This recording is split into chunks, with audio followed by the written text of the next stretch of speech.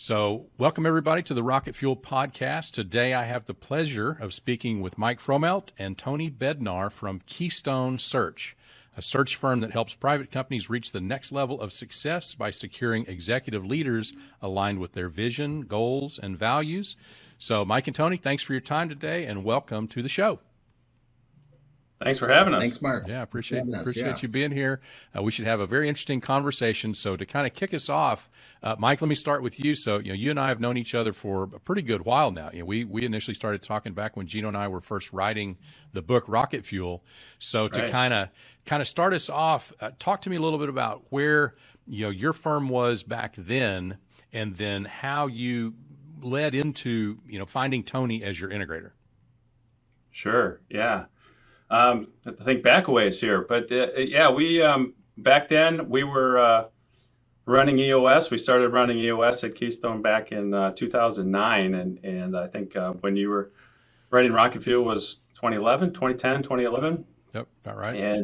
And so where the business was, I actually had a few partners in the business with me at that point in time, and when we started to run Traction, I have to admit we didn't run it very well for the first few years, and I had some struggles there, and really wasn't until 2015 or so that I actually ended up bringing in a fractional integrator before Tony for a couple of years, who spent time with me then. So talk to me about the decision process then. So you kind of fought through it for a while, right? And then, probably started feeling more emphasis and kind of feeling the impacts of not having the integrator on board. So what was kind of the trigger for you that says, you know what, I got to go ahead and we got to do something different here and bring in a fractional integrator at that point? What was the trigger for you?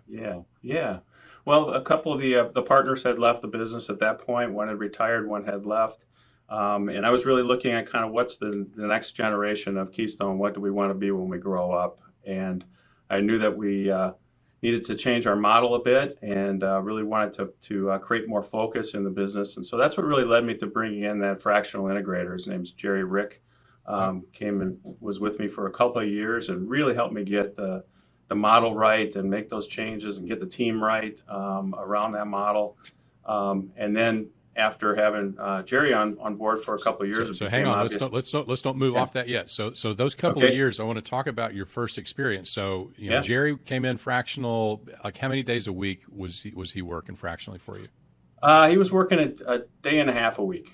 Day and a half a week. Oh, yeah. So you get into it, and let's talk about sort of that evolution. What was some of the first benefits that you experienced? So like what was some of the first kind of like, oh, wow, this is great kind of things? And then after that, I want to kind of hear the other side of the coin. What was kind of different for you?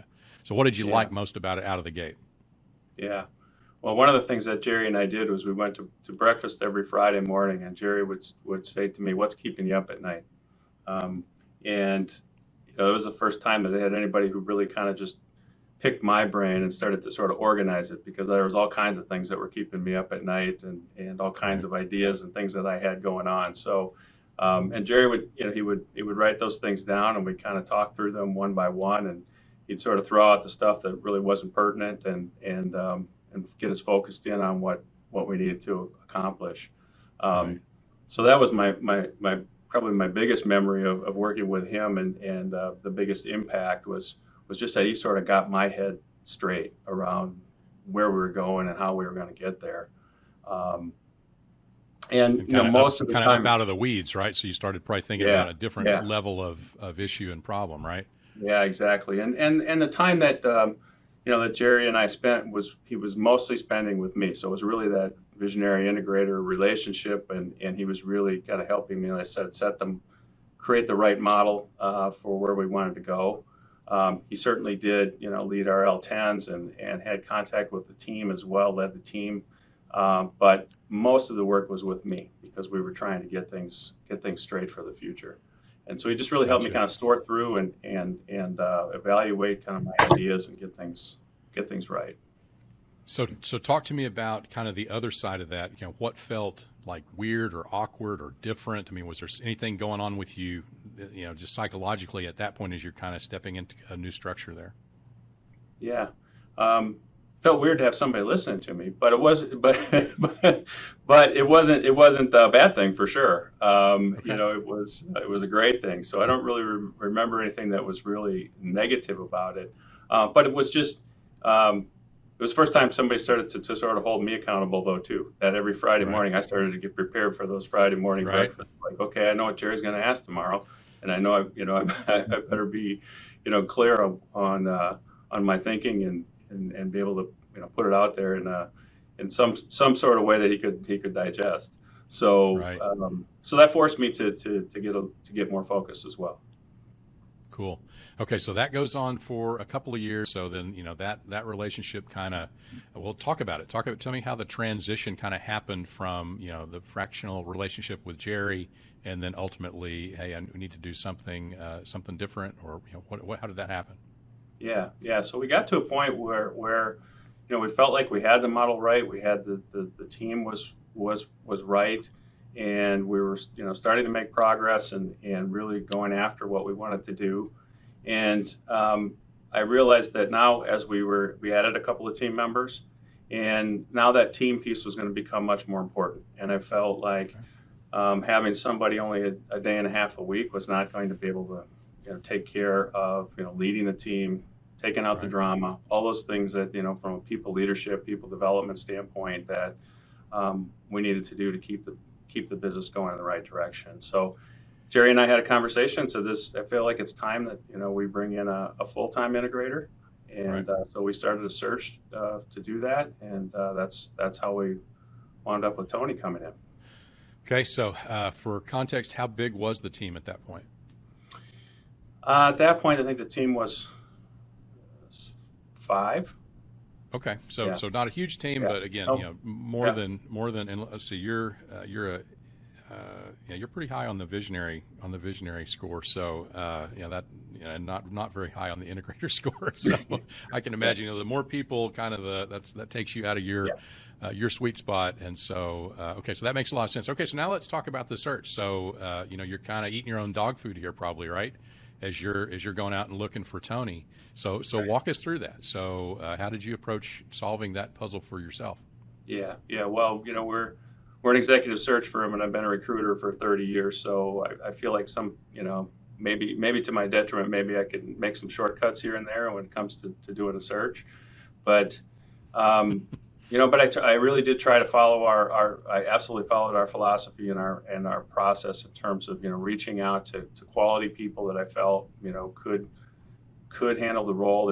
I was specifically looking for someone who was not in the search business. I really felt like we're building something here that's different in the executive search industry, and so I didn't really want to bring in somebody with kind of the bad habits of the search industry. So I reached out to people that I just felt had the right backgrounds, skill sets, track records, and started having conversations. Actually, let me stop you there for a second, Mike, because the point that you just made, I get that question a lot, which is, do I need somebody? Does the integrator need to be from my industry? Yeah. And what in my experience, what I see is the answer is no.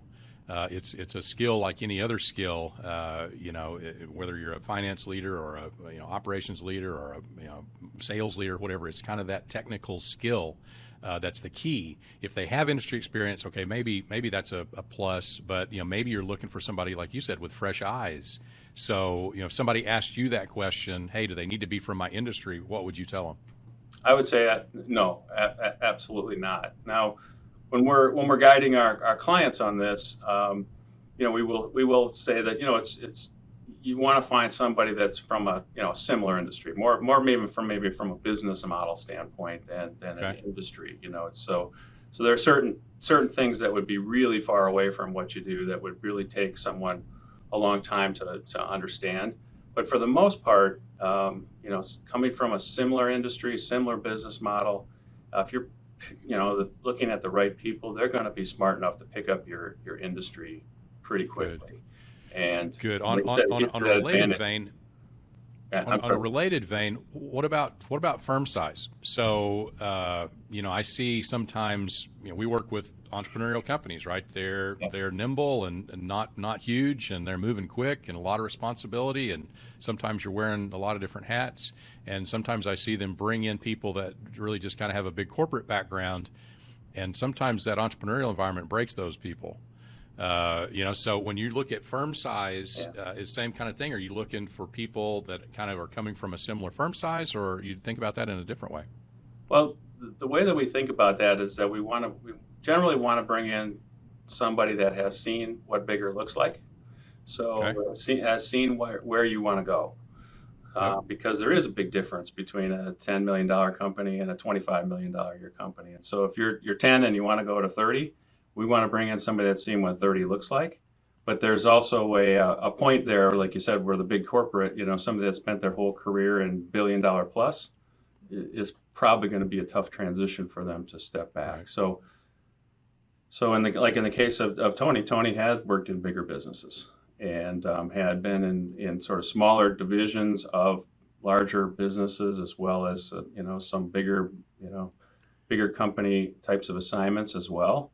And so he definitely had that ability to look at us and say, hey, I know what it's going to look like when you're 2, 3, 10 times your size.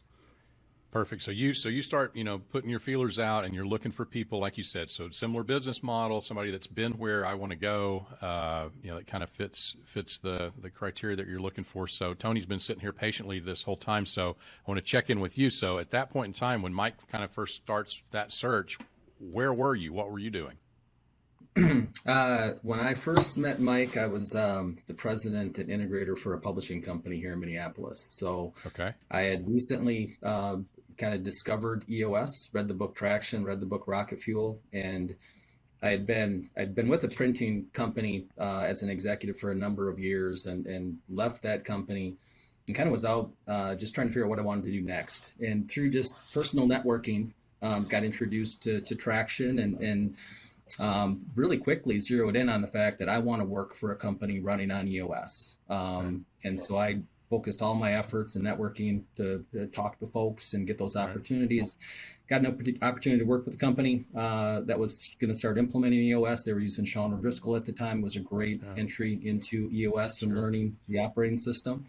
And then actually through that company, I joined an executive peer group, and Mike was a member. So when I went to my first peer group meeting, we did introductions, and he was sitting across the table from me. And we had met previously just through networking. And that's kind of what started our relationship. And then from there, kind of got involved in the search process. Great. So, all right. So Tony was kind of at that point where he's open. He's kind of has an idea of what he's looking for. He's already sort of adopted the integrator role in a traditional sense, like we would think about it and talk about it. So Mike, your search, you come across Tony and other candidates and whatever. Talk to me about how long your whole search process took end to end, and kind of how wide you cast the net before you narrowed it down and kind of made your final decision. Yeah. So it took about 2.5 months or so, maybe 3 months, really to get through the process. We reached out to a number of people that felt were qualified, some that I knew, some that I didn't know, some that people on my team knew, some that Jerry knew, my fractional integrator, some that we didn't know at all, that we just reached out to like we do in our search process. Right. And then had 4 or 5 candidates who were interested and had kind of we thought had the right stuff on paper. Tony, actually, interesting with Tony, since he was in that peer group, I sent him one of those little tricky executive search things where I sent him a note and said, hey, this sounds like a crazy idea, but would you ever consider? Do you know anybody? Yeah. I think I actually came at him directly. I said, would you ever consider? I didn't ask if you knew anybody. Because what I really wanted to do was to talk to Tony.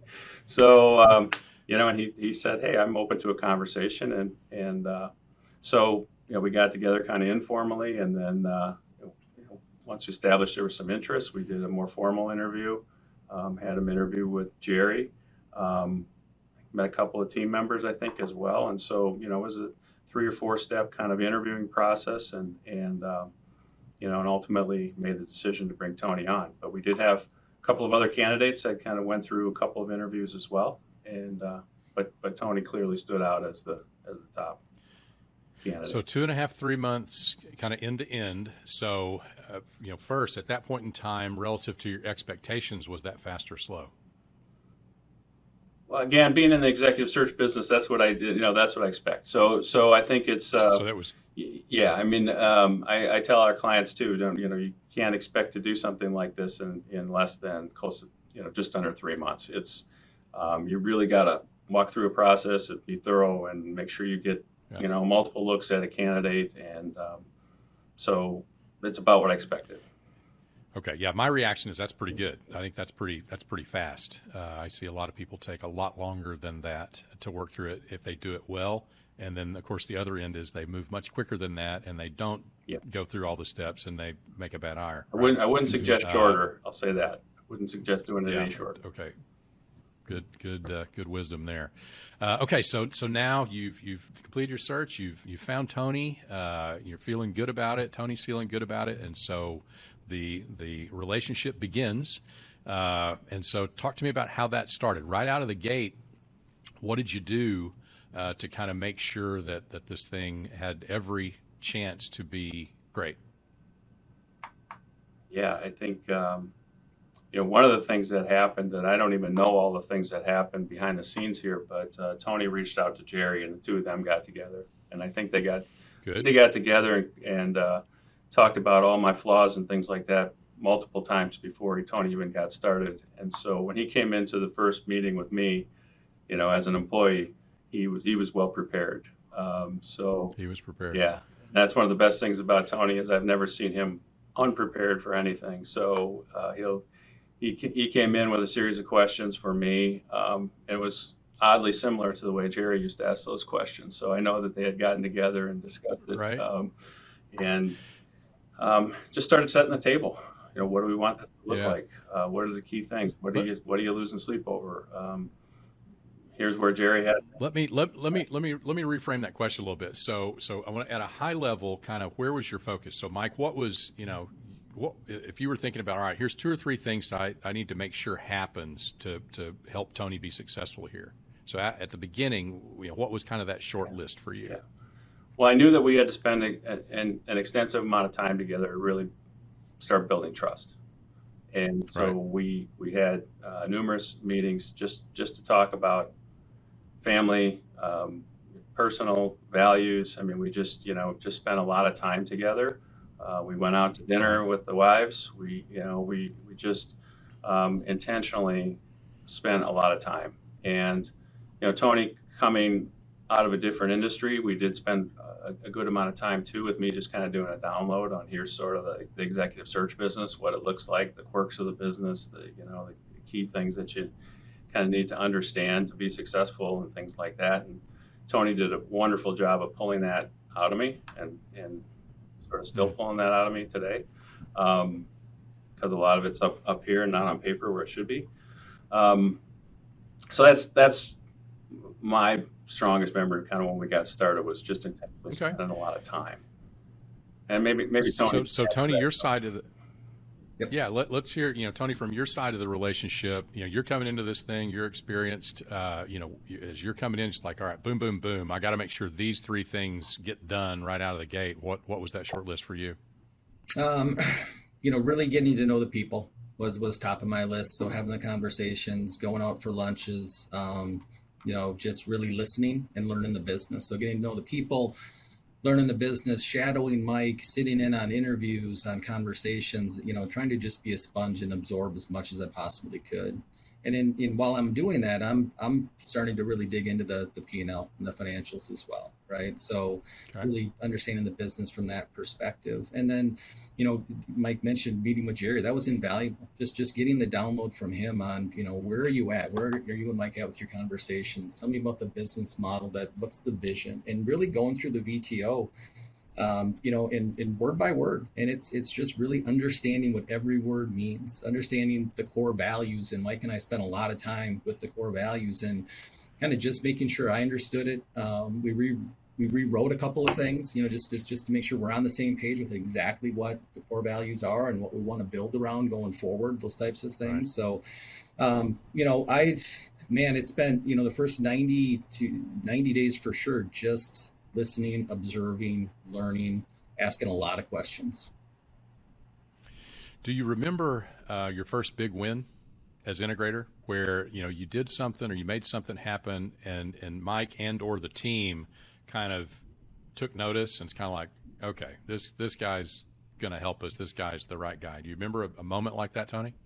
There was a couple that come to mind. One was just, going through the financials and looking at the expenses and, just sitting down with Mike and just going, okay, what's this expense for? What is this for? And it was almost like a culmination of multiple partners over multiple years and subscriptions and everything else. So there's just, thousands of dollars in expenses that we can just make go away day one, right? So that attention to detail that I brought that wasn't there before was something that I think Mike took note of right away. It's like, oh my gosh, this guy, I know he knows where every dollar's going now. That was never my mindset to understand that or dig into that level of detail and things. So just my documentation, so when Mike says a lot of it's up in his head, man, I was just, when I say I was a sponge, I was creating process documents. Here's the we've got our proven process, but here's kind of the next layer down, right? And this is how we want to document it so we can onboard people in a more streamlined way going forward. So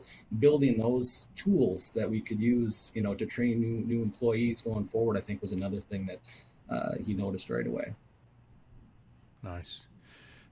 And your same page meeting, so we talk about the importance of the same page meeting. Was that different back then than it is now? And if so, how? The importance of it? No, not at all. We get together every 2 weeks for 2 hours, and that works really well for us. We rarely miss one. If we do, our goal is to meet monthly at a minimum, right? We like to change up the venues. Prior to COVID, we get in the boat and go fishing, for an afternoon. Nice. or do different things that we both enjoy doing. And that helped build our relationship too. There's some common things that we like to do outside of work that we have a lot of fun with, right? And we can have good conversations and tough conversations in those environments, and that works really well for us. So, we follow the process and I always like to say that the number one reason a VI relationship doesn't work is a lack of commitment to the same page meeting. I say that to all of our clients when we're onboarding somebody. We go through, here's the steps that you can take to kind of build that solid foundation. You talk about, Mike and I used the Delegate and Elevate tool as a way for me to understand what was in his lower right quadrant. And those are things that I really like to do. So I could take those off of his plate early on and provide that immediate relief, right? So that was some of the things with the, review of the financials and month-end close and some of those things that he was involved in that he didn't like doing. Well, I was a CPA out of college, right? I've got a strong finance and accounting background. That stuff takes me no time at all to do, and I enjoy it, right? So, just really understanding kind of what are those things, that I should be working on as we look at building out the accountability chart and having that evolve over time. So we started at a high level and we just kept working through it to get to where we're at today. You mentioned the importance of, the fact that VI relationships fail when they're not committed to the discipline of the same page meeting. We've got a tool called the Rocket Fuel Power Index, and I'll have a group take that, and I'll often ask them, which of the different 8 areas they see the biggest gap in their relationship, and that's number one is the same page meeting. So you're dead on there. The other one, interestingly enough, is role clarity. They don't take the time to get really clear on, this stuff's in the visionary seat, this stuff's in the integrator seat, and so they end up getting tripped up and crossing each other over. How did the two of you get that crystal clear so that you were able to avoid that kind of friction? One is we use the Rocket Fuel Power Index. We use it, we revisit it quarterly. And I think Perfect. It's a tremendous tool to use, and we introduce that to all of our clients that where we place integrators. So, the accountability chart, can evolve over time, and the way we approached it, there were certain things that Mike was wasn't comfortable as we're building that trust and building that relationship that he wanted to hold on to a little bit longer. And that's totally okay, as long as the accountability chart reflects that and you're communicating that to your team so they're not confused and they understand what my role is and what Mike's role is. That can work really well. It allows me to focus in certain areas while he's continuing to grow the business in others. And so, that was a big part of how we, built that foundation and built that mutual respect and trust. Great. As the first full-time integrator, Tony, did you have much of an issue with end runs out of the gate? So you've got a firm where Mike's been the go-to person for a long time, and then we put you in there in a full-time base. It's a little different when it's fractional. Sometimes people still tend to go around them some, but somebody that's there full-time. Did you have people that had been going to Mike directly for a long time and they just were reluctant to come to you or treat you as the integrator in that role as it was defined? Not as it was defined, no. Mike, obviously with 30 years in search business, has a knowledge that I did not have, right, coming in. So, he needed to have interaction with our team members from that training, onboarding, continuous, development standpoint. So we were always, I was usually involved in those because those were things that I could learn from as well. But people went to him directly. But we, again, just having that open communication and, sharing those conversations and making sure I wasn't surprised about anything that was said or any direction that he gave, that was important. We just needed to make sure we stayed close. Yep, and that's when we teach about end runs, we make the point that we want communication to flow freely all around, and so teaching, training, sharing ideas, all that stuff's good as long as it stops short of making decisions and giving direction that ultimately would surprise the integrator, right? And so it sounds like that's how you managed it. Is that right? Is that a good representation? Yep. Cool. All right, so we're rolling on. So how long have you guys been together? 3 years. A little over 3 years. 3 years. Little over 3 years. Okay, so in the 3 years, so Mike, you're looking back on that 3 years, what was your most frustrating moment? So what was a time when you're just like, man, Tony just isn't seeing it like I'm seeing it? There's just something where you really felt like it was getting crossways. And don't say nothing. I'm really thinking about that one because there's not many times where I've felt that way. I'd say maybe it was in the first 6 months, somewhere in that period where it was, like everybody, right? I think our industry and our business is unique, and everybody kind of feels that way, and so. That little bit of nervousness on, is he really going to pick this up and really understand this and really buy into it and really, be successful in doing this? And I think there was maybe with a couple of early clients that Tony worked with where I was kind of worried about that. And I thought, is he really getting this? Is he really seeing this? And, but that's really all I can point to where I felt a little nervousness, not even frustration, just a little nervousness. So what'd you do? So you're feeling that way. Did you keep that to yourself? Did that come out in a same page meeting? We talked about it.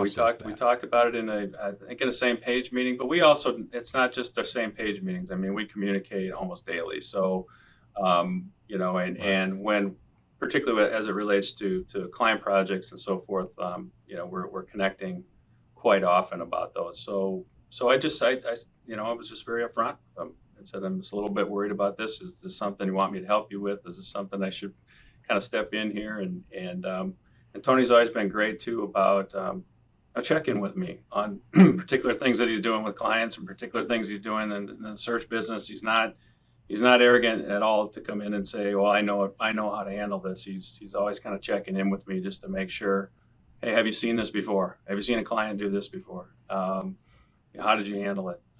So he's just great that way in terms of really over communicating with me. That sounds like that might match up with one of your core values. For sure. Does it? Yeah. Not being arrogant? Absolutely. Yeah, for sure. Absolutely. Yep. Yeah. Cool. All right. So Tony, let me ask you the same question from the integrator's perspective, right? I'll be working with a room full of integrators, and they're a lot of times telling horror stories about, their visionary did this or that kind of pulled the rug out from under them, or they won't let go. They won't trust me. they, push so hard and so fast, it just kind of really makes it challenging for the integrator. What was kind of in that last 3 years, kind of your, pressure moment or boiling point moment or, whatever you want to call it, where, Mike just being Mike was kind of making the world challenging for you?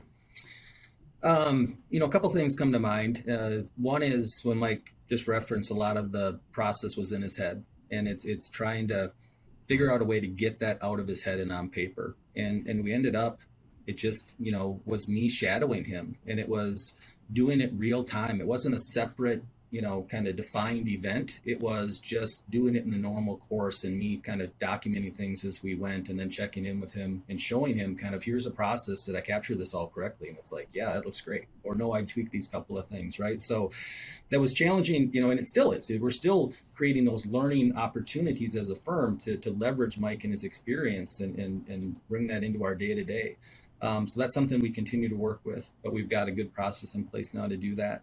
And he's an idea guy. He has lots of ideas and he wants to provide additional services and things. And so trying to balance, our resources and, kind of what's our capacity to take on something new and to launch it and to service it and all those types of things and being really thoughtful about those additional services and how do they tie back to our purpose and our niche, right? And just are just the core of what we do, and making sure it's always something that's going to be feeding kind of routine executive search and things. So having those conversations where it's a great one-off, but that's not who we are, and so let's put that on the back burner, or let's put that in the parking lot, and we'll talk about it in the next quarter.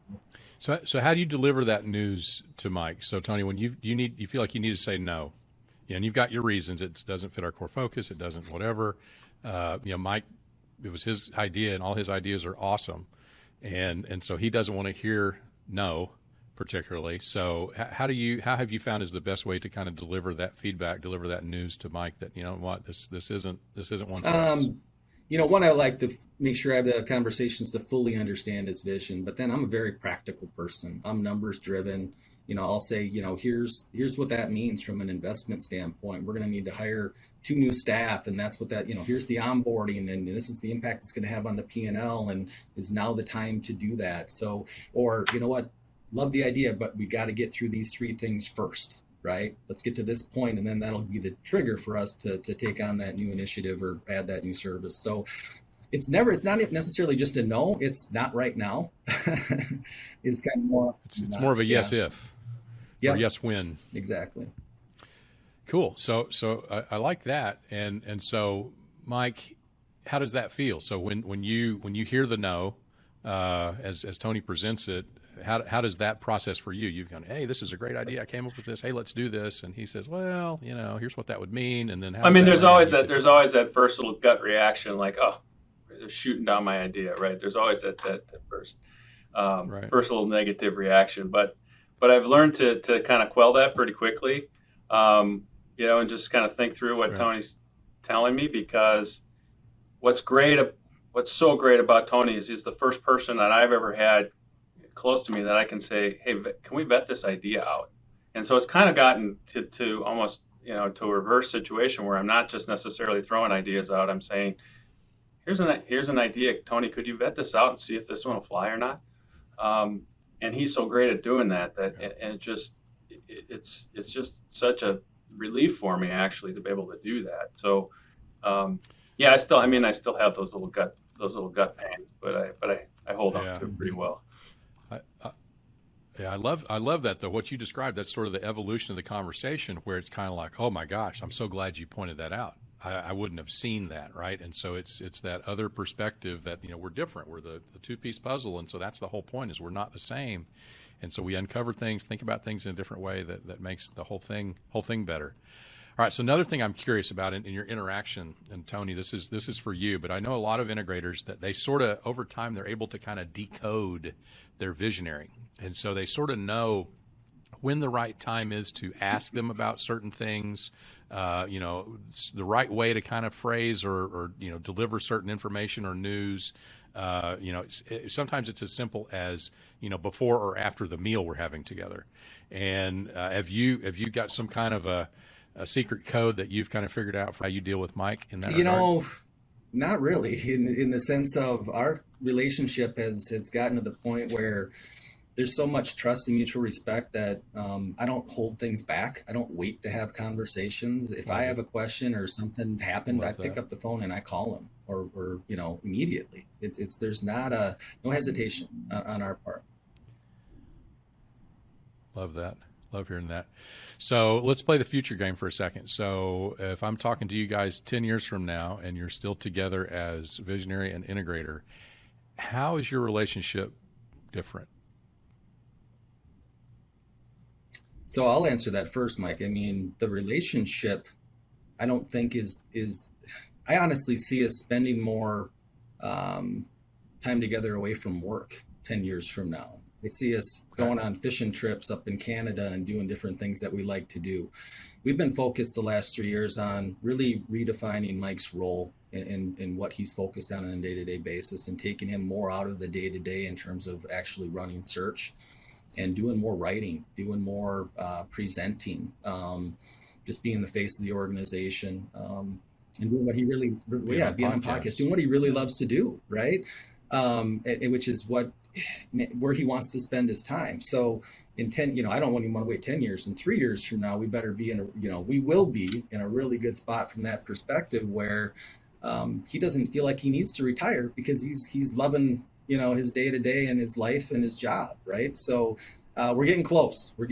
So from a relationship standpoint, I think it's just going to continue to grow. I think we're going to become even better friends, every year than what we are today. And that's what I see for the future. Yeah, I agree with that. What about you?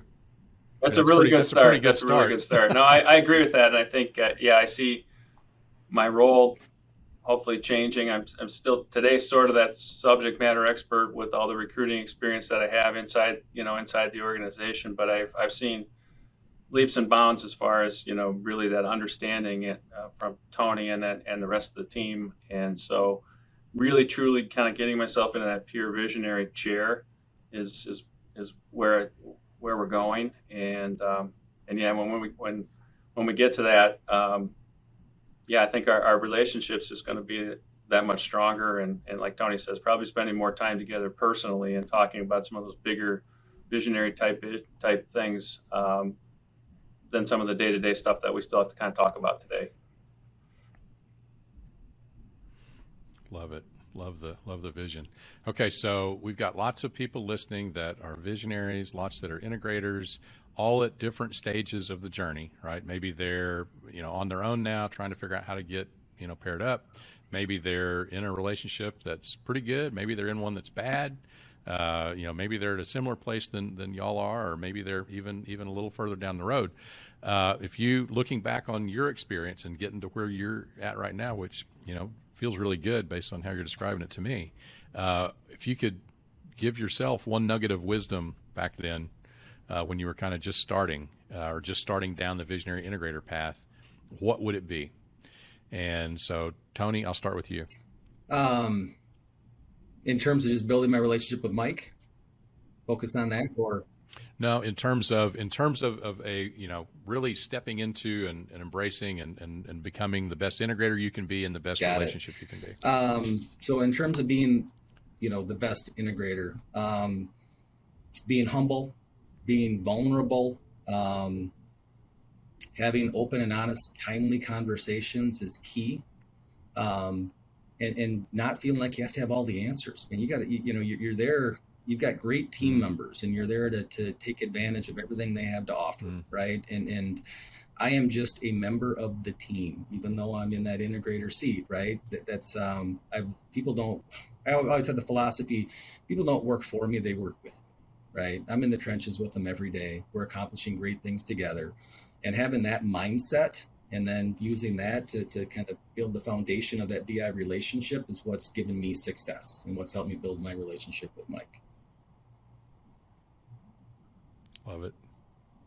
Mike, same question for you. I would just say that from a visionary perspective, you have to be ready. And I was very ready because I had been through a number of frustrating years in there. And I was really ready to let go of the vine, and I was really ready to be humble and to listen and to accept somebody else into the organization that could do the things that I couldn't do. And so we talk with a lot of visionaries, and they read the book and they say, they read Rocket Fuel and they think, I just got to get this integrator in here and that's going to fix everything. It doesn't if they're not ready. And then, like I said, that's about being self-aware, about being humble, about, letting go of the vine. And like I say, luckily I was at that point in time, but if you were talking to me 7 or 8 years ago, you'd be talking to a totally different person with totally different kind of mindset on business. I was about ready to chuck it, quite honestly. Interesting. Very different than the future Tony described, right? Of a future where you really, it's so good you don't want to leave it. So that's pretty cool. So now you are also in the unique position where you have not only your relationship, but you deal with all these clients that you're solving for, right? And so I tell people, visionary picks up rocket fuel, somebody gives it to them, however they find out about it. They read the first chapter, it's about them, and they love that chapter. And then they read the next chapter, and it's about the integrator, and they go, oh, that sounds great. And then the next question is, how do I get one? And obviously, y'all are, one of the paths that they could use is to, a recruiting firm that specializes in helping them find that integrator. So if you're talking to somebody that's they're trying to figure out, gee, is that right for me? Sort of on, one end is they do it themselves and they figure out, put the word out, let everyone know they're looking for an integrator and do that. Maybe they get a little bit of help from somebody that's not as specialized as your firm. And then, your firm, obviously at a high level, can sort of hold their hand and really, really walk them through the process. How does somebody make that decision? How does somebody decide which level of help is right for them? That's a great question. I think, it's, the only way I think I can answer that is to say that, this is the most critical hire you're ever going to make. So being honest with yourself, how much help do you need to get that done?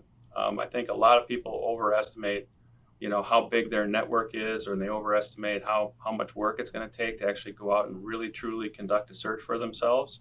And yes, using a partner in search is going to be expensive for sure. But when you consider what the return on investment is, and what the cost is if you do it the wrong way, you should probably get some help. So, as again, just being honest. Now, there are times though when there's somebody great in your network, or there's somebody great inside your company already, and if you give them the right opportunity to step up into that role, they can do fantastic. And we do have a process we can help evaluate candidates as well and help companies that way. And quite honestly, I think if you can do it from inside, that's always the best, because you're going to know for sure that they fit your culture and your values. Yeah, good advice. Well, I really appreciate both of you taking the time to visit with me today. I'm grateful for that. I know that you've shared some experience that's going to be very helpful to the folks that are listening. So that's a big impact. And to the folks listening to the podcast today, really appreciate you listening. And until next time, go Rocket.